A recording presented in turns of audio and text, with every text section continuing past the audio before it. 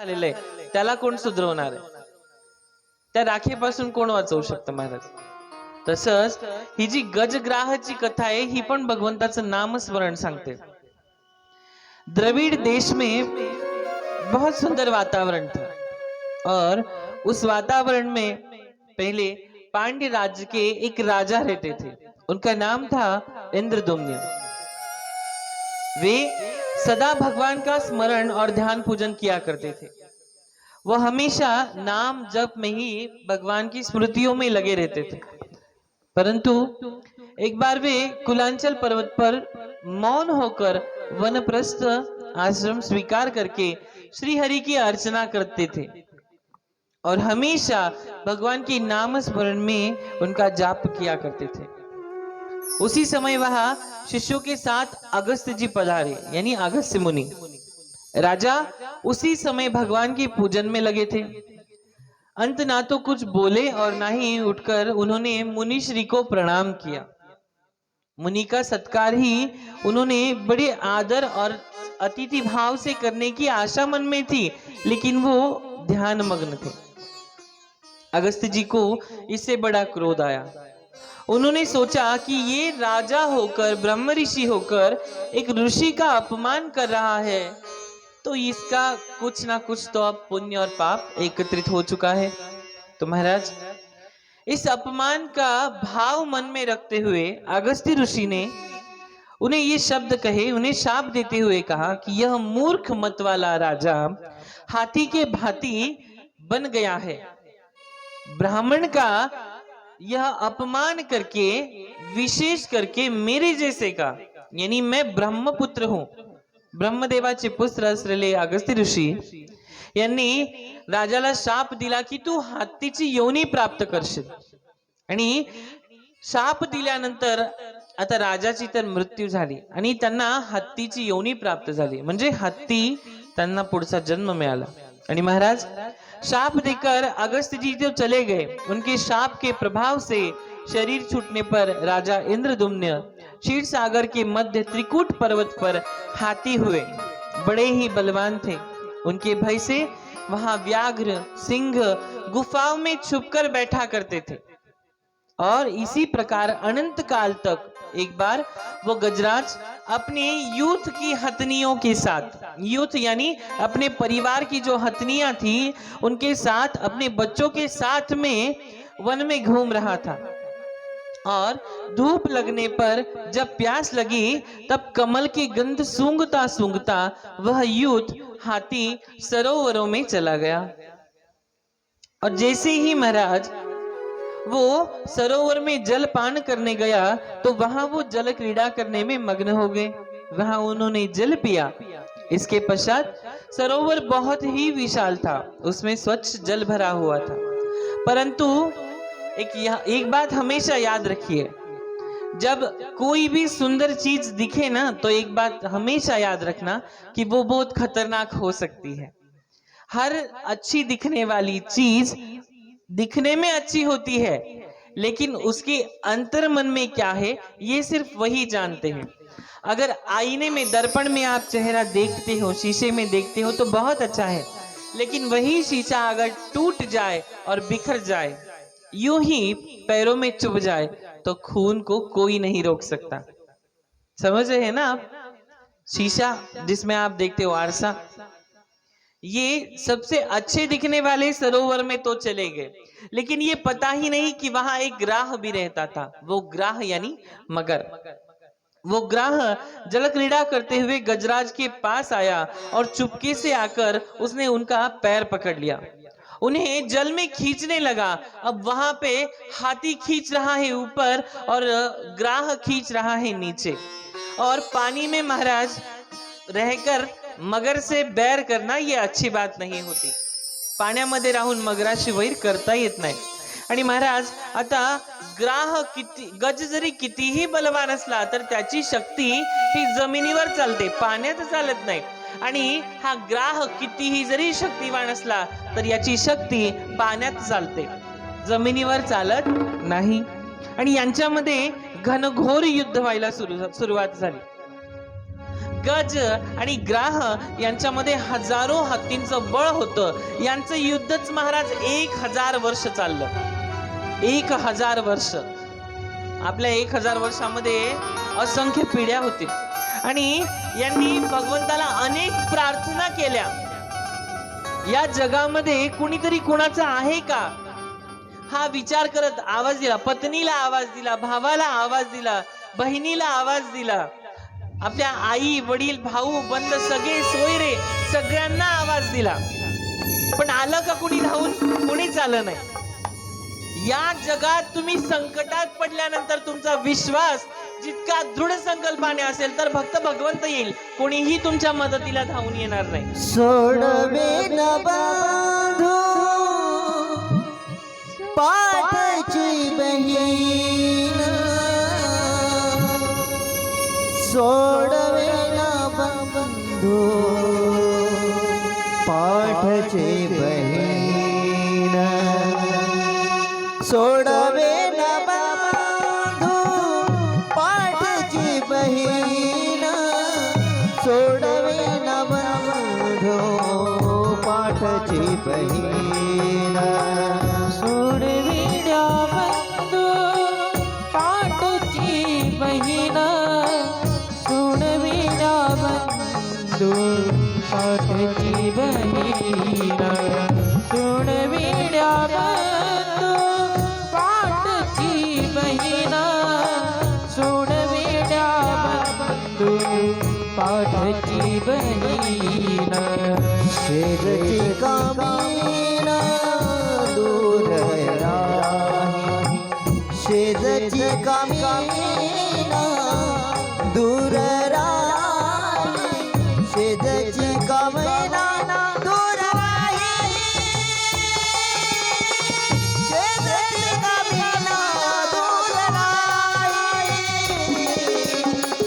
सोडवे न बंधू पाठची बहीण, सोडवे न बंधू पाठची बहीण, सोडवे न बंधू पाठची बहीण, सोडवे न बंधू पाठची बहीण.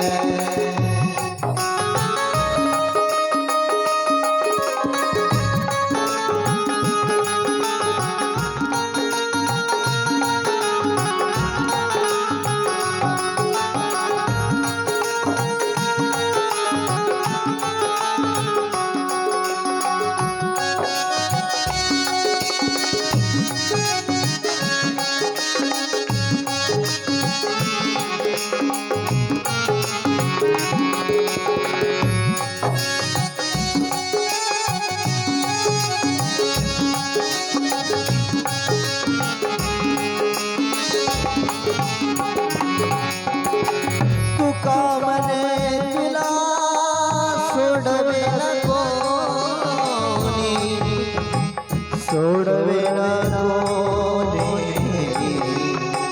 सोडवे न कोणी, तुका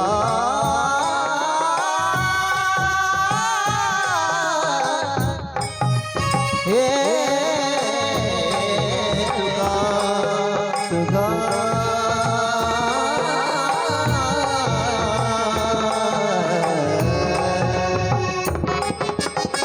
तुका म्हणे तुला सोडवे न कोणी, एका चक्रपाणी वाचोनिया, एका चक्रपाणी वाचोनिया,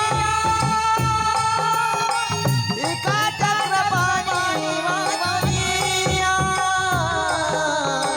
सोडवे न बंधू पाठची बहीण, सोडवे न बंधू पाठची बहीण, सोडवे न बंधू पाठची बहीण, सोडवे न बंधू पाठची बहीण, सोडवे न बंधू पाठची बहीण, सोडवे न बंधू पाठची बहीण. महाराज अंतकरणाने भगवंताला आवाज देण्या अगोदर द्रौपदी मातेने सुद्धा हेच केलं होतं. 5 पांडव रक्षणासाठी होते, 5 पती होते, पण वाचवण्यासाठी कुणीही नव्हतं. मी पहिल्याच दिवशी सांगितलं, जीव गेला घरात तेव्हा रामचंद्रासारखा मुलगा हा घरात नव्हता. आणि त्या पक्षाची काय पुण्यात्मा किंवा काय त्याचं पुण्य की त्याचा जीव प्रभू श्री रामचंद्रांच्या मांडीवर गेला. आपल्या कर्मामुळे आपलं जीवन यथार्थ आणि व्यथार्थ दोघही, यथार्थ आणि व्यथार्थ ह्या दोघही गोष्टी भगवंताच्या चरणी आपल्याला नेत असतात. भगवंताला आपलंसं करण्यासाठी सगळ्यात आधी आपण त्याच्यावरती विश्वास ठेवणं फार गरजेचं आहे मायबाप. पण आपला विश्वास मात्र तेवढा अतूट होत नाही. गजेंद्राने भगवंताला अंतकरणाने पुकारलं आणि भगवंत साक्षात समोर प्रगट झाले. गजेंद्रू महासंकटी वाट पाहे तया कारणे श्रीहरी धावत आहे उडी घातली जाहीला जीवदानी नुपेक्षी कदा देव भक्त अभिमानी. अभिमान असला पाहिजे या देहाचा नाही, अभिमान असला पाहिजे या देहाचा नाही देवाचा, की देवानी एक देवत्व या हृदयामध्ये प्रेम प्रगट केलेलं आहे की ते कुठेतरी त्याला करुण पुकार, एक करुण आवाज देते. जेव्हा त्याला वाचवण्यासाठी भगवान श्रीहरी विष्णू गरुडावर बसून तिथे वेगाने धावत आले, लक्ष्मीला सोडून दिलं, गजेंद्रास वाचवलं आणि जीवदान दिलं. महाराज आपल्या भक्ताबद्दल अभिमान बाळगणारा देव कधीही त्याची उपेक्षा करत नाही, एवढं मात्र निश्चित लक्षात ठेवा. भगवंत कुणाचीही उपेक्षा करत नाही, अपेक्षा प्रत्येकाची करतो. का? कारण की त्याला आपल्याशिवाय कोणी नाहीये. भगवंताला आपल्याशिवाय कोणी आहे का मानतं का? संसार खूप मोठा आहे भगवंताचा, खूप मोठा आहे.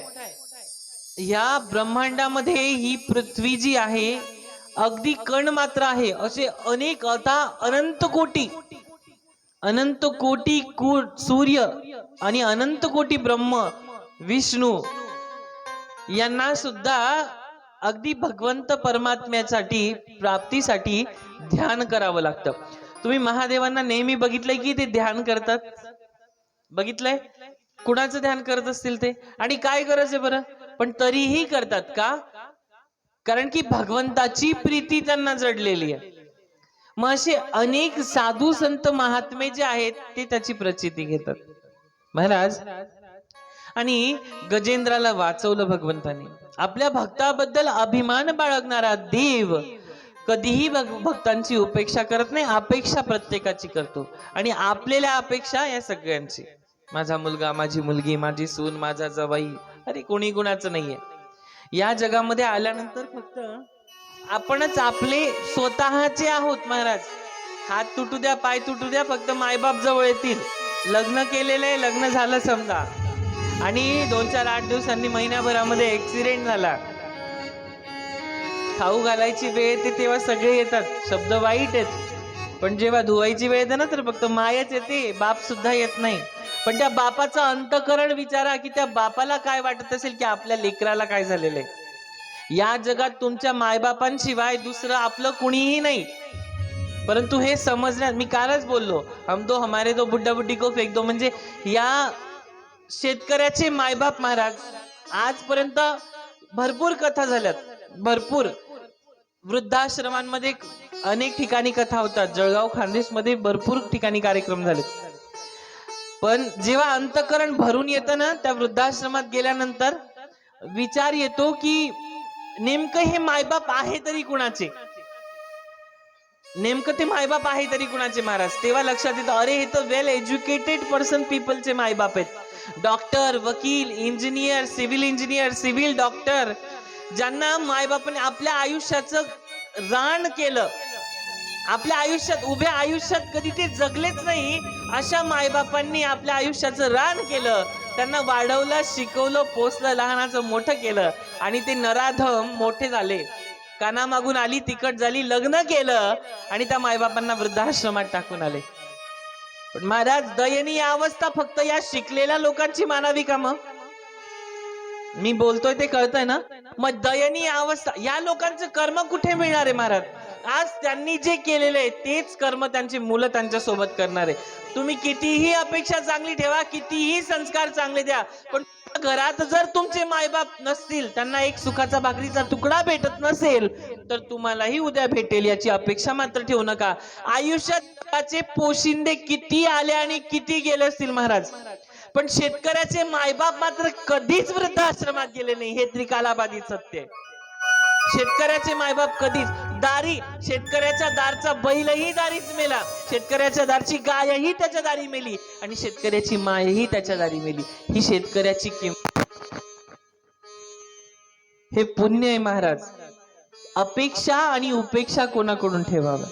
आणि या गजेंद्राने मात्र भगवंताकडे शेवटी करुण पुकार मागितली आणि अपेक्षा मात्र भगवंतानीच पूर्ण केली. बरं का, भगवंतच त्याला त्याच्या त्या दुःखाच्या वेळी धावून आले. खेळू देत, एक खेळू दे, तू नको उठूस मध्ये मध्ये. आणि राधे राधे बोलना पडेगा, राधे राधे राधे राधे आवाज नहीं आ रही है, राधे राधे महाराज.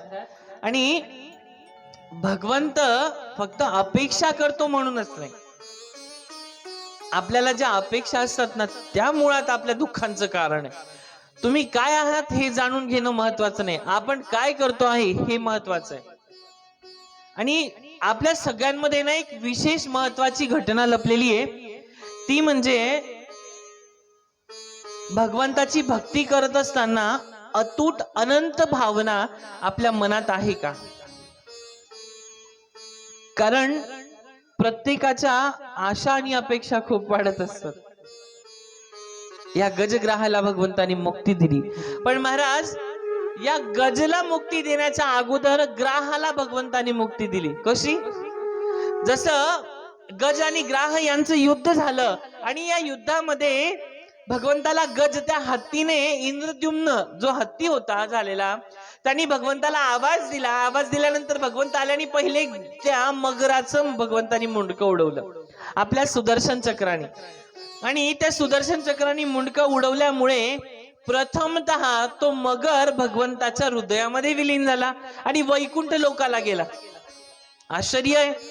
आणि अनंत काळ लोटून गेल्यानंतर हा हत्ती, हा जो इंद्रद्युम्न होता, हा भगवंताच्या चरणी विलीन झाला. आणि पाहतो तर काय की तिथे गज, हा जो ग्राह होता तो आधी बसलेला, आपलं स्वरूप विसरून मनुष्य संसार चक्रात अडकतो, मायेच्या विळख्यात खेचला जातो.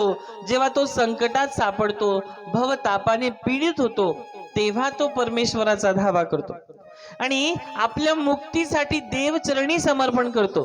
तेव्हा त्याला भव तापातून तापत्रय विनाशाय श्रीकृष्णाय वयं नमः. ताप, तीन प्रकारचे ताप आहे, आदि दैविक, आदि भौतिक आणि भौतिक. या तीन प्रकारच्या तापांपासून जर वाचायचं असेल तर फक्त भगवंताचं स्मरण, आणि सोडवण्यासाठी भगवंत धावतात, पण अपेक्षा असेल तेव्हा. आणि महाराज भगवंत मुक्ती देत, कारण की मुक्ती ही भगवंताच्या दारी पाणी भरते. या विशेष घटनेमध्ये महाराज आपण काय केलं माहिती का? भगवंतच नाही, 33 कोटी देवी देवता आहेत आपल्या या पृथ्वीवर, असं आपण म्हणतो. किती आहे? 33 कोटी देवी देवता. खरंच 33 करोड देवी देवता आहेत का हो की नाही? बोला, आहे की नाही? हात वर करा बरं की 33 करोड आहेत असं. मानता तुम्ही की 33 करोड देवी देवता आहे? 33 करोड नाही, 33 कोटी. कोटी या शब्दाचा अर्थ होतो प्रकार. जसं जिल्हा सांप्रदायिक केंद्रामध्ये, कार्यालयामध्ये वेगवेगळ्या पदाचे अधिकारी असतात, तसे या सृष्टीमध्ये 33 प्रकारचे देवता आहेत. आता तुम्ही म्हणाल महाराज 51 शक्तीपीठ आहे, मग 51 तर देव्याच झाल्या. मग हा 33 कोटीचा प्रकार काय नेमकं? हे जे इतर प्रांताचे जे धर्माचे, मला हा अधिकार नाही बोलण्याचा, पण सहज बोलतो. हे जे लोक आपल्या धर्माची खिल्ली उडवतात ना, की हे यांना 33 करोड देवी देवता आहे, याच्या मागचं मुख्य कारण आहे की आपण तो मूर्खपणा करतो. 33 करोड देवी देवता नाहीये, 33 प्रकारचे देवता आहेत. आणि ते 33 प्रकारचे देवता, त्यांच्यामध्ये वसु, इंद्र, धनु अशा अनेक देवी देवतांची नावं आहेत. आणि या देवतांमध्ये या देवतांना सुद्धा आपण वाटून घेतलं. मग कसं? मग आता देवी देवता आपले होत नाहीत, तर मग साधू संतांना वाटून घ्यायचं. मग माळ्यांचे संत नामदेव महाराज, चांभारांचे श्री संत नरहरी महाराज, असे अनेक साधू संत आपण वाटून घेतले. मराठ्यांचे फक्त छत्रपती शिवाजी महाराज. या घटना ज्या घडल्या आपल्यामध्ये, याला मुख्य कारण आपण आहे. आपण धर्म वाटला, आपण साधू संत वाटले, आपण थोर पुरुष वाटले, आपण नको नको त्या गोष्टी वाटल्या, आपण फळं वाटले, आपण गौमाता वाटली, आपण जे नाही त्या गोष्टी वाटल्या. माळी म्हणतो नामदेव माझे, तुकोबराय कुणाचे, ज्ञानेश्वर माऊली कुणाचे. विचार करण्या इतपत गोष्ट आहे की आपण कुणाला वाटून घेतला. आपल्या मनामधली नफरत एवढी वाढली की आपण धर्म सुद्धा आता वाटायला निघालो. आणि लाज वाटली पाहिजे आपल्या धर्मातल्या लोकांना. 33 कोटी देवी देवता कमी पडले, आता आडव्या पडलेल्या आणि उभ्या पडलेल्या लोकांच्या डोक्यावरती जाऊन माथे फोडायला लागले. दयनीय अवस्था आहे. वाटली पाहिजे ना, मूलबाळ होत नाही, चला मग चादर आणि फादर कडे. थोडी तरी जनाची नाही तर मनाची ठेवा. थोडी जनाची तर सोडूनच दिलेली असते, पण मनाची तर असली पाहिजे ना. विश्वास नाही ना, हिंदू धर्मामध्ये असलेल्या देवी देवतांवरती विश्वास नाही. आजही 350 वर्षानंतर फक्त मुखातून जरी छत्रपती शिवाजी महाराज आलं तर अंगावरती काटा येतो.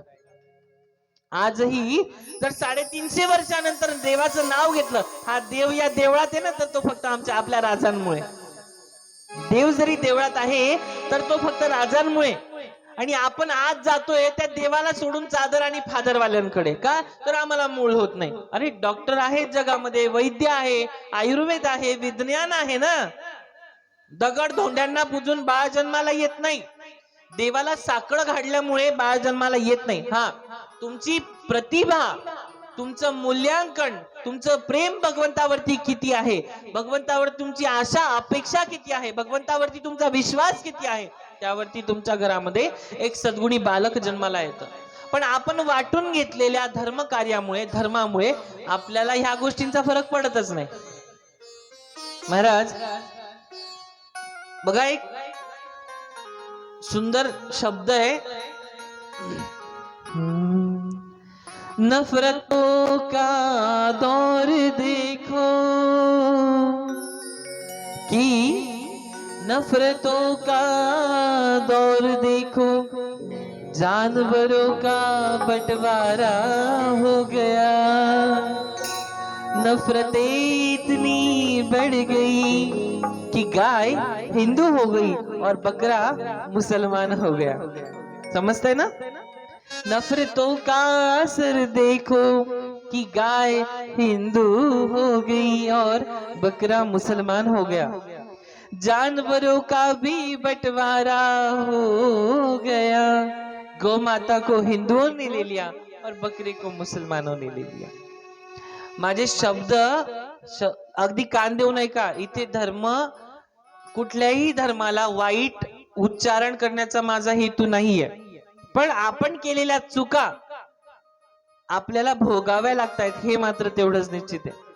ये पेड़ ये पत्ते शाखें भी परेशान हो गई, ये पेड़ ये पत्ते ये सब शाखें भी परेशान हो गई.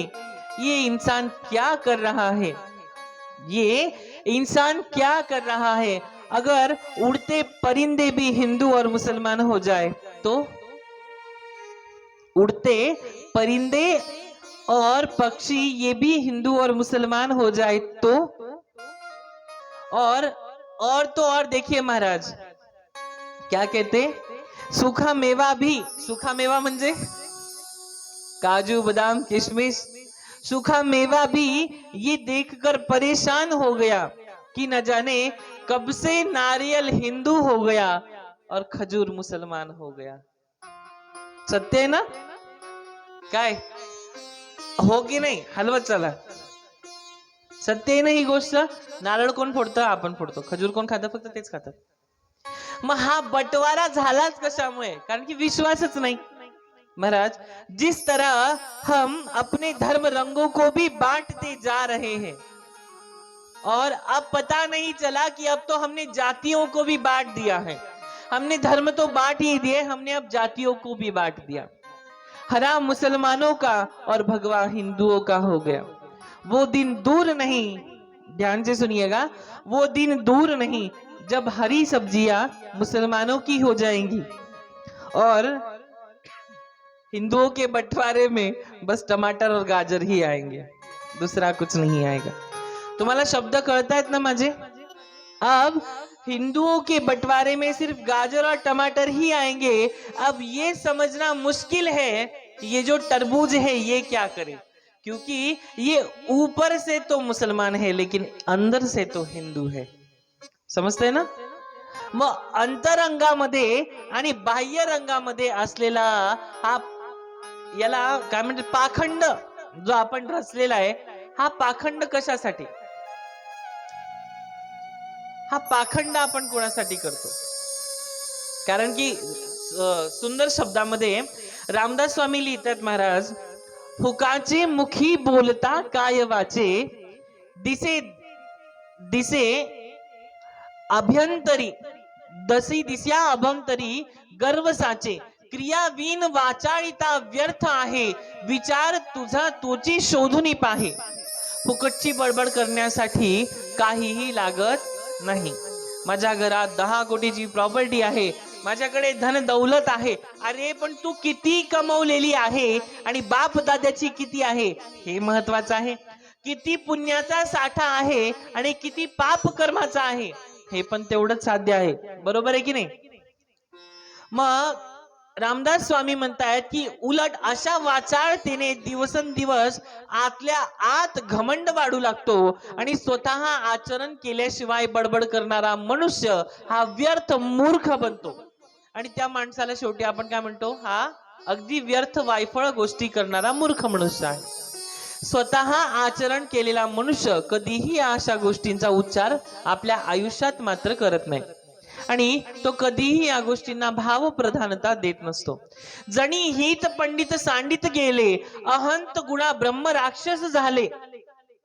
शब्द बघा, जणी हित पंडित सांडित गेले, अहंत गुणे ब्रह्म राक्षस झाले, त्याहुनी वितुपन्न तो कोण आहे, मना सर्व जाणूनी सोडून राहे. रामदासजी महाराज म्हणतात, मोठे मोठे विद्वान ज्ञानी असूनही आत्मकल्याण साधू शकले नाहीत. आपण तर मनुष्य आहेत. अहंकारापोटी ज्ञानाचा दुरुपयोग करून शेवटी ते ब्रह्मराक्षस झाले. मुख्य उदाहरण म्हणजे रावण. अनंत कोटी सूर्या एवढं ज्ञान असून सुद्धा आई सीतेला ओळखू शकला का? नाही ओळखू शकला. अरे जरी असली ती आई, त्याचे शब्द रावणाचे, तर मरण आलं तर मग प्रभू श्री रामचंद्रांकडून येईल, मेला. साधारण शब्दात मेला. आणि महाराज, भगवंतांनी 24 अवतार घेतले. त्या अवतारांमध्ये अनेक कथा येतात. त्या कथेमध्ये भगवंतांनी ज्या अवतारांचं वर्णन केलं त्यामध्ये 24 अवतार सांगितले जातात. आपण आजपर्यंत 22 अवतार ऐकले. या अवतारांमध्ये प्रेम, वात्सल्यता, दीन, दया, बंधुत्वता, विवर्चना, आलोचना, निरूपणा, आसक्ती, या 24 अवतारांमधून काही ना काहीतरी शिकायला मिळालंय. आणि महाराज, त्याच प्रकारे जसं रावणाला गर्व झाला, ज्ञानाचा सदुपयोग न केलेला व्यक्ती नंतर ज्ञानी आणि राक्षस अशा दोन्ही वृत्तीने युक्त असा ब्रह्म राक्षस बनतो. त्याच्यापेक्षा अधिक विद्वान कोणी होतं का, हा प्रश्नचिन्ह आपल्याला जेव्हा पडतो तेव्हा एकच घटना आठवते, ती म्हणजे भगवंताच्या नामाची गोडी. तरीही ते स्वतःचं कल्याण करू शकले नाही. काय म्हणतायत रामदासजी स्वामी की किती जरी ज्ञानी होता, अथांग वेद संप्रदाय वेद समुदाय त्यांनी वाचून काढला, पण मात्र राग त्याचा गेला नाही, तर तो ज्ञानी आहे का? ज्ञानी आहे का तो मनुष्य? ज्ञानी नाही. तरीही तो स्वतःचं कल्याण करू शकला नाही. हे मना म्हणूनच विद्वेतांचं घमंड सोडून द्यावं, वेदांचं घमंड सोडून द्यावं असं ते म्हणतात. अनेक साधू संत होऊन गेले महाराज. 24